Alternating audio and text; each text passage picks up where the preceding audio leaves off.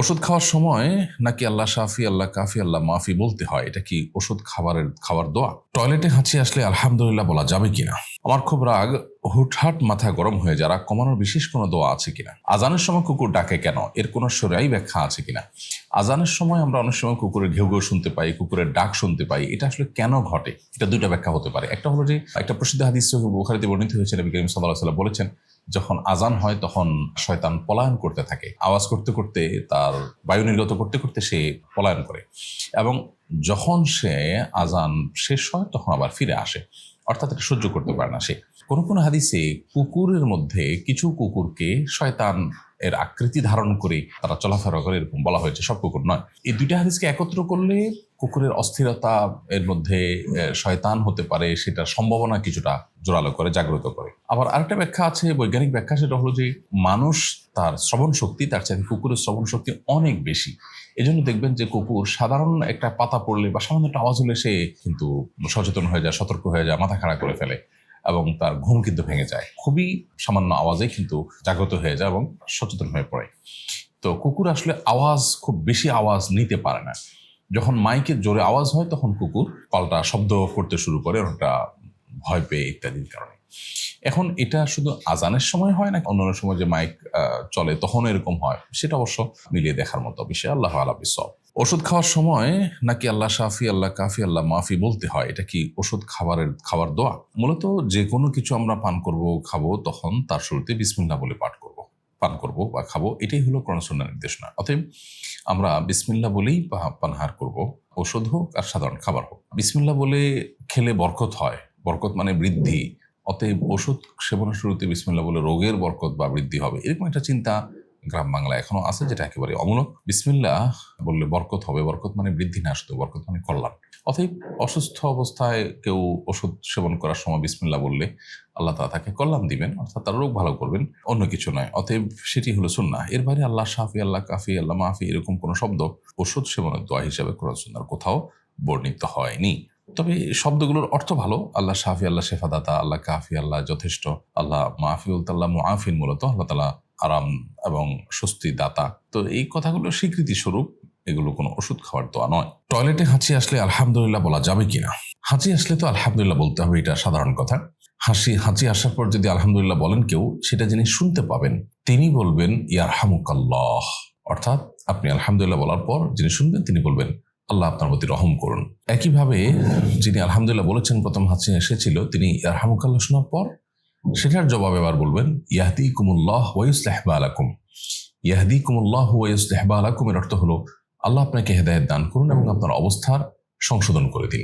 এই যে ইসলামের ম্যানার্স, ইসলামের যে পরস্পরের প্রতি সৌহার্দ্য, সম্প্রীতি এবং সামাজিকতা এবং সুন্দর আচরণ প্রদর্শন করবার নির্দেশনা রয়েছে, তারই অন্তর্ভুক্ত এই বিষয়টি যে হাঁচি আসার পর, হাঁচি মানুষের স্বাস্থ্যের জন্য ভালো, ক্ষতিকর অনেক কিছু মানুষের শরীর থেকে নিঃসরিত হয়ে যায় হাঁচির মাধ্যমে। হাদিসে বর্ণনা অনুযায়ী স্পিরিচুয়ালি মানুষের দ্বারা বেনিফিটেড হয়, শয়তান, মানুষের শরীরে লুকিয়ে থাকা শয়তান হাঁচির মাধ্যমে বের হয়। আর বৈজ্ঞানিকভাবেও হাঁচির মাধ্যমে আমাদের নানাবিধ উপকার হয়। অতিরিক্ত হাঁচি অসুস্থতা, সেটা ভিন্ন বিষয়। সাধারণ হাঁচি, এটার নানাবিধ উপকারী দিক আছে। তো আমরা সেজন্য আল্লাহ তাআলার কাছে শুকরিয়া জানাই আলহামদুলিল্লাহ।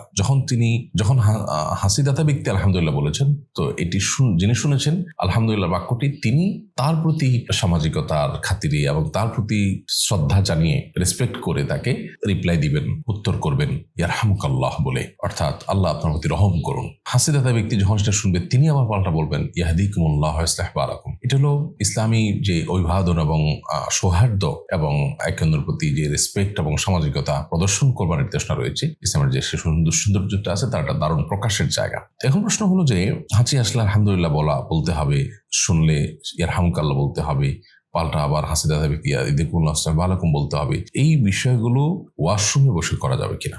উত্তর হলো না। টয়লেটের মধ্যে থাকা অবস্থায় আপনি এটা মুখে উচ্চারণ করতে পারেন না, মনে মনে বলতে পারেন। অতএব টয়লেটে হাঁচি আসলে সেখানে আপনি আলহামদুলিল্লাহ মনে মনে বলবেন, মুখে উচ্চারণ করবেন না, কারণ অপবিত্র জায়গায়, নোংরা জায়গায় আল্লাহর নাম মুখে উচ্চারণ করা নিষিদ্ধ এবং মাকরুহ। আমার খুব রাগ, হুটহাট মাথা গরম হয়ে যারা কমানোর বিশেষ কোনো দোয়া আছে কিনা? মানুষের রাগ নিয়ন্ত্রণহীন থাকা, এটা দোষণীয় ব্যাপার। আল্লাহ রাব্বুল আলামিন যে সমস্ত নেককার বান্দাদের প্রশংসা করেছেন কোরআন কারীমে, তাদের একটা বৈশিষ্ট্য হলো আল কাযিমিনাল গাইজ, যারা নিজের রাগকে সংবরণ করতে পারে, আল্লাহ তাআলা তাদের প্রশংসা করেছেন। অতএব রাগ সংবরণ করতে পারা উচিত একজন মুত্তাকি মানুষের, একজন পরহেজগার মানুষের, একজন ইমানদার মানুষের। এখন কথা হলো যে রাগ কিভাবে সংবরণ করব, রাগকে কিভাবে আমরা নিয়ন্ত্রণ করব। প্রথম কথা হলো যে রাগ আসার পর বা মাথা গরম হওয়ার পর আমরা যদি আউযু বিল্লাহি মিনাশ শাইতানির রাজিম পড়ি, তাহলে আমাদের রাগ অনেকটা প্রশমিত হয়ে যাবে। আজকাল আমাদেরকে ইমোশনাল ইন্টেলিজেন্সের বিষয়ে যারা ট্রেনিং করান বা এ বিষয়ে যারা এক্সপার্ট, তারা আমাদেরকে পরামর্শ দেন যে আমাদের ইমোশনকে কন্ট্রোল করতে গিয়ে যদি আমরা রাগান্বিত হই, তো রাগকে কন্ট্রোল করার জন্য রাগকে প্রশ্রয় না দিয়ে বরং তাচ্ছিল্য করে কোনো কথা, কোনো শব্দ যদি আমরা মুখ দিয়ে উচ্চারণ করি, যারা রাগ হয়েছে তিনি যদি মুখ দিয়ে উচ্চারণ করেন, তাহলে কিন্তু তার রাগ প্রশমিত হয়ে যায়। ধরুন আপনার মাথা প্রচন্ড গরম হয়েছে, প্রচন্ড রাগ হয়েছে, আপনি যদি এটাকে রাগটাকে রেসপেক্ট করে বলেন যে আমি এখন প্রচন্ড আমার মেজাজ গরম আছে, তার মানে এটাকে আপনি খুব ভালোভাবে নিচ্ছেন, তাহলে কিন্তু আপনার রাগ আরো বাড়বে। আপনি শব্দটা শুধু পরিবর্তন করে যদি বলেন যে আমার আসলে মাথাটা ডিস্টার্ব হয়ে গেছে, একটু তাচ্ছিল্য করে যদি আপনার রাগকে আপনি কোনো শব্দ বলেন, সাথে সাথে দেখবেন আপনার রাগ অনেকখানি প্রশমিত হয়ে গেছে। সুবহানাল্লাহ। নবী করিম সাল্লাল্লাহু আলাইহি সাল্লাম 1450 বছর আগে আমাদেরকে রাগ প্রশমিত করবার জন্য এরকম নির্দেশনাই দিয়েছেন। তিনি বলেছেন যদি কোনো ব্যক্তি রাগ প্রশমিত করতে চায়, তার রাগ কমাতে চায়, সেজন্য আউযু বিল্লাহি মিনাশ শাইতানির রাজিম পাঠ করে। এক ব্যক্তিকে রাগানো যদি দেখে নবী সাল্লাল্লাহু আলাইহি ওয়াসাল্লাম দূর থেকে তাকে শুনিয়ে শুনিয়ে বলছেন যে আমি এমন একটি বাক্য জানি যে বাক্যটি এই লোক নিজে পাঠ করলে তার রাগ প্রশমিত হয়ে যাবে, আর সে বাক্যটি হলো আউযু বিল্লাহি মিনাশ শাইতানির রাজিম। এখানে আমরা লক্ষ্য করি যে প্রথমত নবী সাল্লাল্লাহু আলাইহি ওয়াসাল্লাম ওই ব্যক্তিকে শুনিয়ে শুনিয়ে দূর থেকে বলেছেন, তাকে ডাইরেক্ট বলেননি, কারণ রাগের মুহূর্তে তিনি নবী সাল্লাল্লাহু আলাইহি ওয়াসাল্লামের কথা অমান্য করে বসতে পারেন। সেজন্য দূর থেকে এমনভাবে বলেছেন যে তার পারপাস সার্ভ হয়ে যায়, তাকে ডিস্টার্ব করা ছাড়া যেন বলা যায়।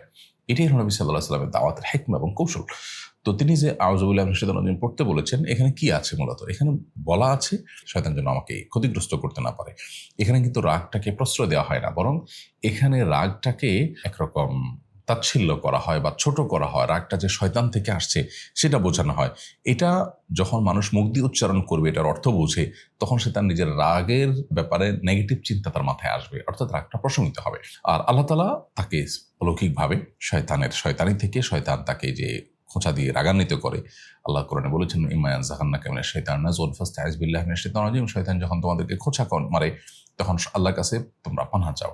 অতএব রাগ কন্ট্রোল করার জন্য আউযু বিল্লাহি মিনাশ শাইতানির রাজিম পাঠ করলে আমাদের রাগ প্রশমিত হবে। দ্বিতীয়ত, খুব বেশি রাগান্বিত হলে ওই মুহূর্তে কোনো কথা না বলে চুপচাপ থাকতে হবে, কিছুক্ষণ পর স্বাভাবিক হওয়ার পর কথা বলতে হবে। তাহলে সেই কথার মধ্যে কোনো প্রকার সীমা লঙ্ঘন থাকবে না, সেটা ব্যালেন্সড হবে।